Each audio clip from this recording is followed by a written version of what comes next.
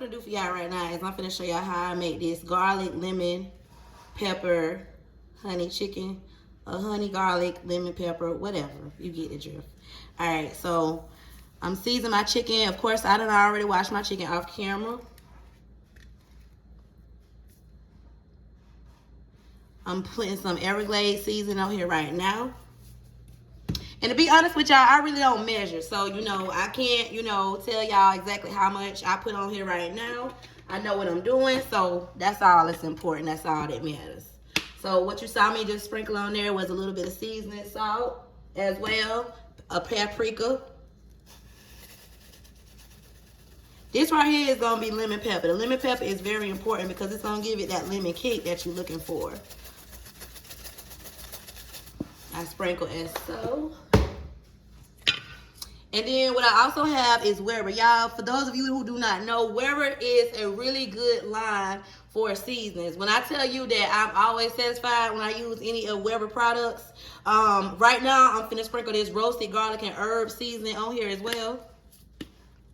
It's gonna give it that garlic herb flavor that we looking for, okay? Now, the next thing, I'm gonna pour my couple drops of lemon juice on there.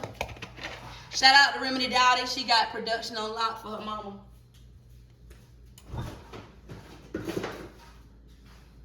And when I say production on lock, I mean production. My girl does it all. Follow my girls at 5 Sisters Sweets and Treats and check them out. Awesome. I love the motivation that they give each other. I love, you know, how they come together to come up with different ideas. So that way, you know, that they can drive, obviously, more viewers to their channel and create that momentum. So y'all go support my babies, like, subscribe, and share. 5 Sisters Sweets and Treats right here on YouTube.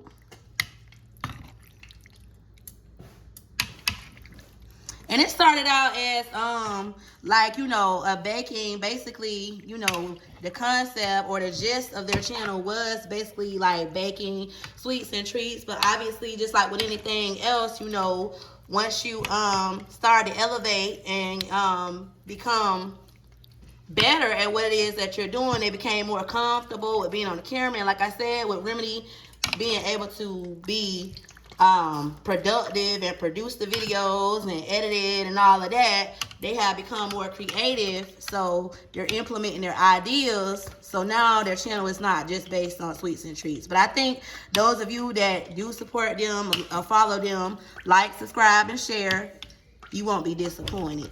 So I'm using the tongs, y'all, to get this seasoning on here. I don't really want to be sticking my hands in there like that. I don't got no gloves right now, so we gonna use what we got.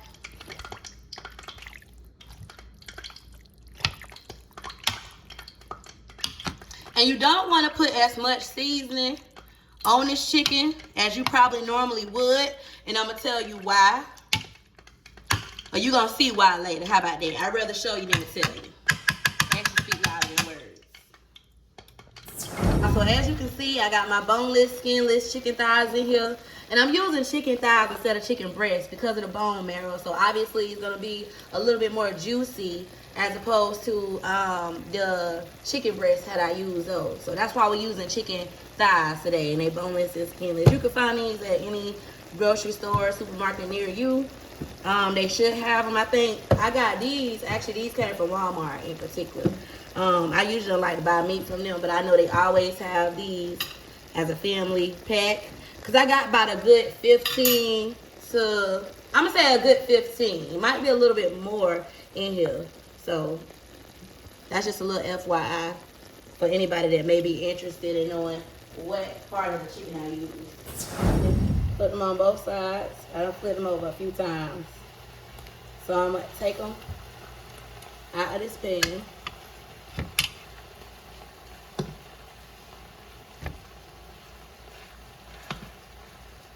And I don't want to overcook my chicken.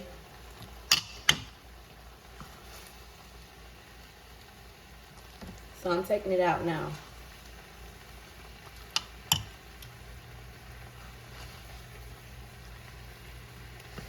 Y'all can count these sides as I'm putting them in here if y'all want to.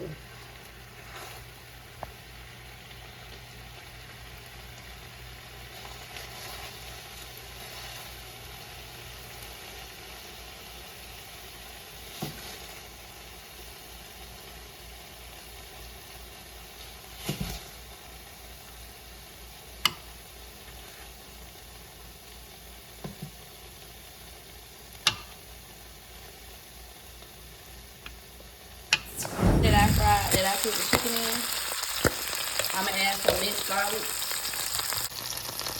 And I got some Jamie's thyme up to the table. Raw honey.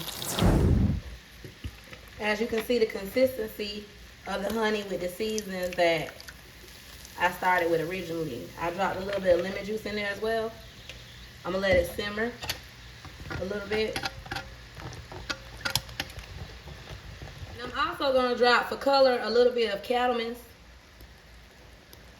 just for color. So now that I have the sauce how I want it,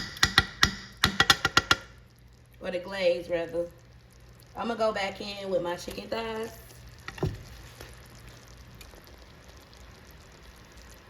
As such.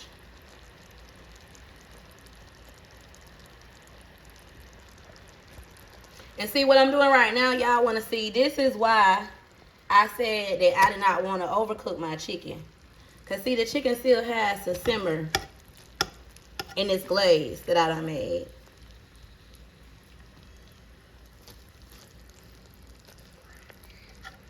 You cook it too much, it'll start to shred. And we don't want it fall off the bone. Like, we don't want it fall off the bone tender. Even though it's boneless, we don't want it so tender to the point where it's just shredding. Because we're not making pulled chicken sandwiches or anything like that. I want the end result to be whole chicken thighs.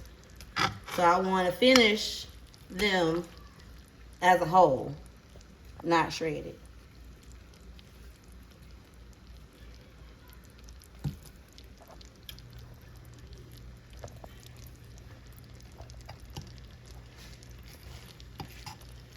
And here go y'all, second chance to count these chicken thighs. For those of you who really might want to know. For those of you that really might be bothered. Oh my goodness. You know the internet is a trick, honey. But that's why you gotta stay ready, so you ain't gotta get ready. So I don't need nobody in the comments telling me nothing that I already know. Because it would never be that serious. Now that my chicken thighs got that good glaze on it and everything, you know, we're going to let that thing simmer for a few minutes. I say probably about another 15 more minutes because I want it sticky, icky. You know what I'm saying?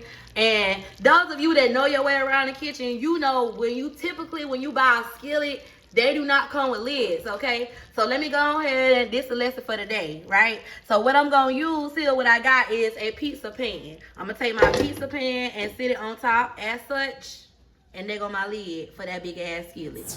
I mean, like, you would think this is self-explanatory or whatever, but man, y'all wash y'all rice. Rinse it off as many times as necessary. I'm not going to give you a specific number because every rice is different. Everybody don't buy the same brand. You know what I'm saying? So every bag of rice is not going to be the same. But mindful of the fact that you want to make sure that before you put your pot of rice on, that water is clear as can be. You see how clear that water is? Now it's ready to go. I done brought my rice to a boil. So now that I done did that, I'm going to go ahead and reduce my heat. And I'm going to put a lid over it and let it simmer to finish. Check out my chicken thighs. Yeah, you know the vibe. Sticky and thighs.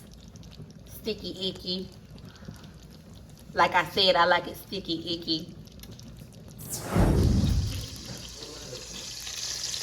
Now, basically, meal is just going to do it for me. So, on the side, I'm going to have a little broccoli and cheese rice from scratch. You know what I'm saying, y'all? I know about the Nora pasta size or whatever, but that ain't what we doing today. We not doing it, not today. So, I'm going to use this Saison Complete.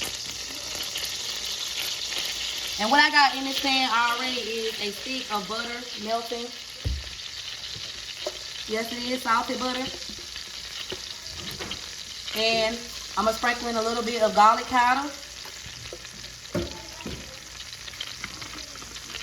And a little bit of seasoning salt. Broccoli florets in there. Yeah, I did use frozen this time. Okay. So I'm steaming them in that garlic butter that I just made.